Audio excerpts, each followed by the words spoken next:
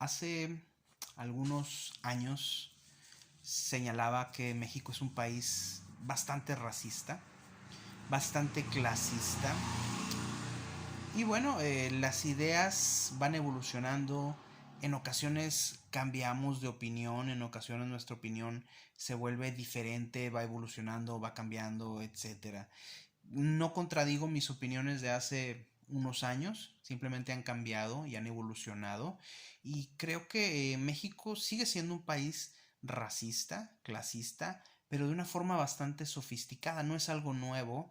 Difiere, por ejemplo, de lo que es el racismo en Estados Unidos, que es muy básico: blancos, negros. Blancos buenos, pudientes, con oportunidades, negros malos, criminales, marginados, pobres. Entonces es un racismo muy básico que separa tú para este lado y tú para este otro. Nada sofisticado, fuerza bruta, violencia y punto, color de piel. Mientras que el racismo en México es definitivamente otro tema y es un tema muy sofisticado que viene prácticamente desde épocas de la conquista y de la colonia, obviamente. En México hay descendientes de europeos o de estadounidenses y son como que una clase wow. Y luego después están la gente muy blanca, que es mexicana y que se apellida Pérez y lo que tú quieras, pero es blanca y de ojo azul. Y luego después está la gente que es blanca de alguna forma, y luego la gente que es mestiza, y luego la gente que es morena, y luego la gente que le dicen que es prieta, y luego la gente que es indígena, y etcétera. Entonces está muy, de alguna manera fragmentadas las clases o las razas, por así decirlo, sin intención de ofender a nadie. Y se parece mucho a lo que es el sistema de castas, por ejemplo, en la India. Son sistemas de racismo y de clasismo muy sofisticados, en el cual no hay esa violencia, no hay esa agresión tan directa, no es tan básico blancos y negros. Y no hay esa separación, pero sí hay eh, ese alejamiento o ese aislamiento, por así decirlo, o ese rechazo en lugares de convivencia. Lo hemos visto recientemente con el caso del Sonora Grill, del restaurante, un restaurante de clase alta, por así decirlo, y en el que una ex empleada denunció a través de redes sociales que se estaba clasificando o se colocaba en varias zonas del restaurante de acuerdo al color de piel de la persona que llegaba. Creo que mucha gente con aspiraciones iba, y pues bueno, mientras estaba yo en ese restaurante que me hace sentir que tengo cierto estatus, pues en donde me sienten, la verdad me da igual.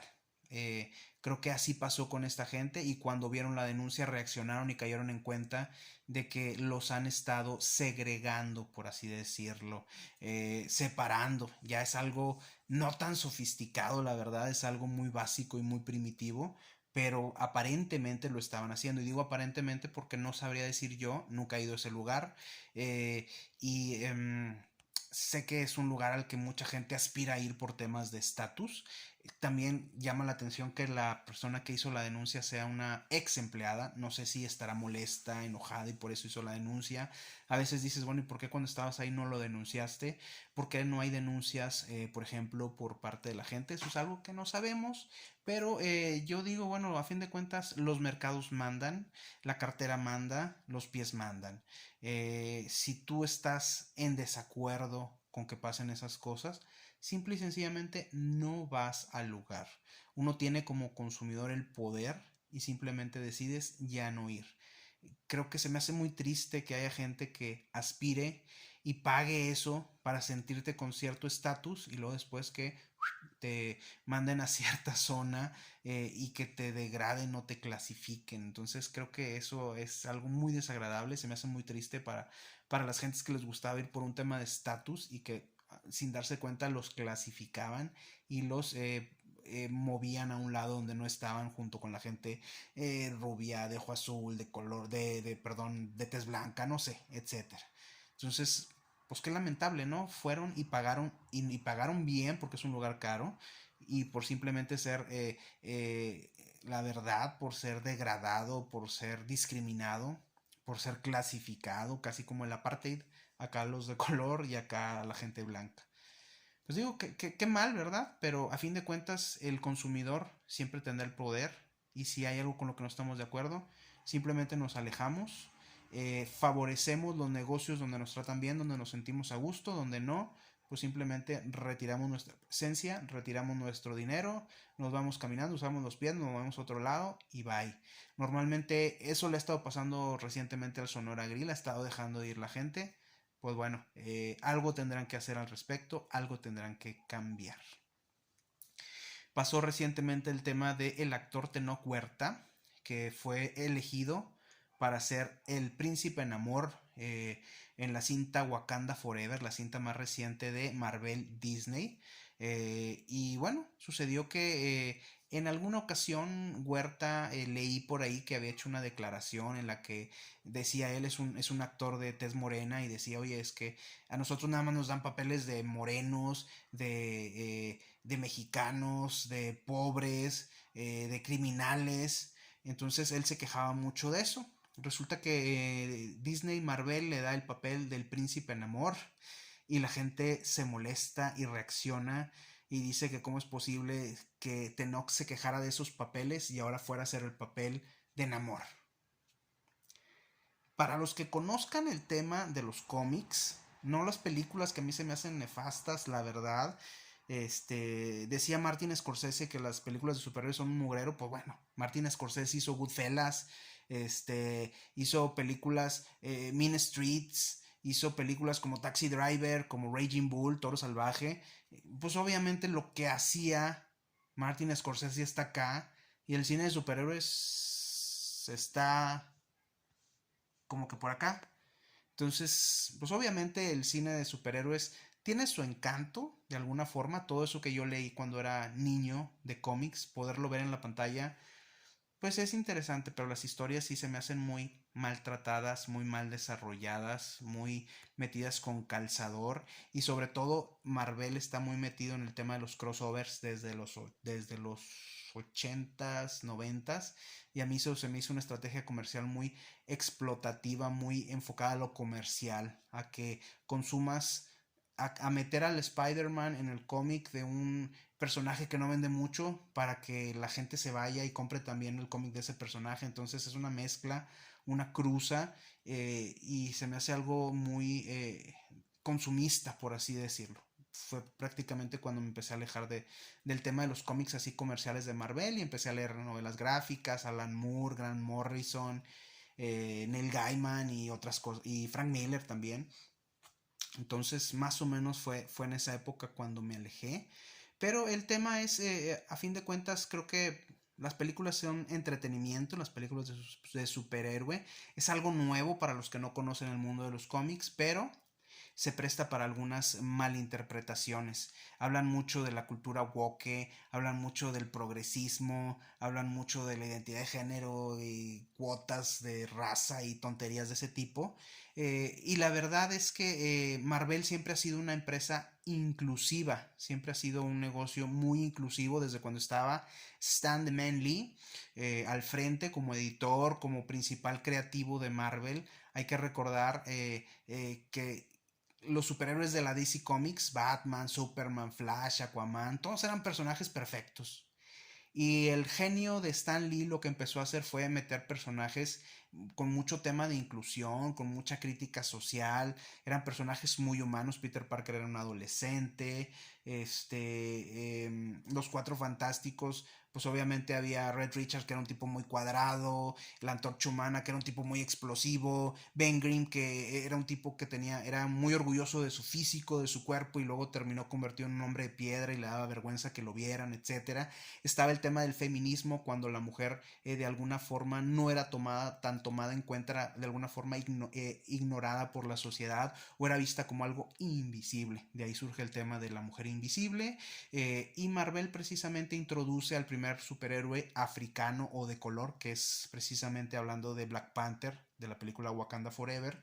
Introduce también a los primeros superhéroes afroamericanos, que sería The Falcon y Luke Cage.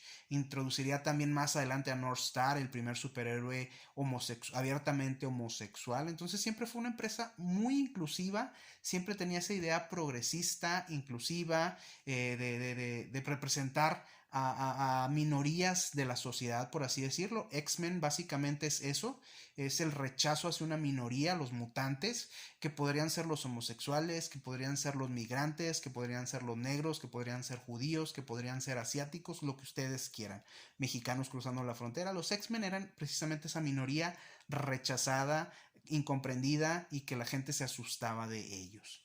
Entonces siempre ha sido un tema de inclusión, algo muy importante para Marvel. Quien no conozca Marvel y se asuste y reclame que por qué Namor ahora es moreno, pues no sabe absolutamente nada del universo Marvel y de la esencia y del espíritu de los cómics, de los personajes, de la mística de Marvel. No sabe absolutamente nada. Hay que recordar, Namor no era blanco, no era negro, no era asiático, no era árabe, etcétera. Namor era un mestizo, era un hijo de una mujer de Atlantis, del continente perdido de Atlantis, y de un pescador, si mal no recuerdo. Entonces, Namor era un personaje mestizo. Se me hace muy interesante y muy innovador que Marvel haya retomado esa idea del mestizaje y la haya situado en un país mestizo por excelencia, que es México. Entonces creo que ahí es un acierto totalmente por parte de Marvel. Obviamente le dan un contexto muy especial, ya no es la ciudad de Atlantis, sino que es una ciudad descendiente de mayas, de aztecas, y ahí es precisamente donde entra la figura de Tenoch Huerta como Namor. Entonces se me hace muy interesante, la verdad. Creo que se fueron a la esencia del personaje, al mestizaje, y creo que para los estadounidenses es complejo ese tema, pero para los mexicanos creo que es el día a día del tema del mestizaje y todo eso. Entonces creo que es algo que lo hicieron con mucho tino, y que bueno, sin duda ha desatado muchas críticas, mucha incomodidad y mucha molestia para aquellas personas que de alguna forma les gusta vivir bajo un ambiente de discriminación, de degradación, de clasismo, etcétera. Sí, el país tiene ese tema de racismo, le falta mucho el tema de inclusión. Obviamente es un país conservador y en ciertas áreas más conservador que en otras. En el norte sigue siendo un lugar muy conservador definitivamente, pero es un lugar con aspiración a ser un lugar cosmopolita, a ser un lugar de primer mundo, a ser un lugar inclusivo y más progresista, pero sigue siendo de raíces conservadores. Y hay partes en el centro que son totalmente conservadoras. Adelante, se respeta el pensamiento de cada quien mientras no se trate de influir o adoctrinar o de imponer. Entonces yo creo que es importante, hay que ver el tema con mente abierta, hay que ser tolerantes, hay que ser inclusivos, y siempre he admirado mucho al señor Stan Lee y cada vez entiendo más. Obviamente esas cosas no las entiendes de niño, pero obviamente vas aprendiendo y vas entendiendo, y cuando ya eres un poco mayor y entiendes el trasfondo de todo lo que hizo Stan Lee, de todo lo que quiso comunicar, no hay otra cosa que decirle al señor mis respetos. Y a los que estén detrás de esta fórmula para Wakanda Forever, en el cual están incluyendo un amor mestizo como debe ser, como era su origen, se me hace un acierto total. Hay que recordar, hace unos años yo decía, Monterrey es una ciudad clasista, horriblemente clasista, porque si no tienes un carro no eres nadie, el carro te da un estatus. Pero los tiempos están cambiando, señores, los valores cambian, y creo que es algo importante. Los jóvenes ya no le dan tanto ese valor a ese carro. Ahora ellos dicen, yo, a mí no me interesa tener un carro, a mí me interesa el Uber. Entonces van cambiando esos valores. Qué bueno, afortunadamente para bien, ya no hay tanto ese tema del clasismo y del materialismo, pero se sigue manifestando todavía en que no hemos podido integrar a ciertas poblaciones, a toda la dinámica social, a que ellos puedan aspirar a algo más, a crecer, a educarse, a convertirse en profesionistas, a convertirse en empresarios, a ir subiendo de alguna forma de nivel social. Entonces yo creo que esa es la gran deuda de México con sus ciudadanos. Imposible hablar de un racismo tan intolerante, tan básico y tan primitivo como el de los Estados Unidos, porque aquí siempre fuimos mestizos de alguna forma, algunos más claros de piel, algunos más oscuritos de piel, pero a fin de cuentas no hay gran diferencia. Sí hay clasismo, sí tenemos una herencia de la colonia, de este rollo de castas similar al de India, que debemos de alguna forma quitarnos, debemos de ir trabajando con eso, irlo reduciendo y siendo más inclusivos y siendo más tolerantes con las minorías y con quien es diferente. Hasta luego.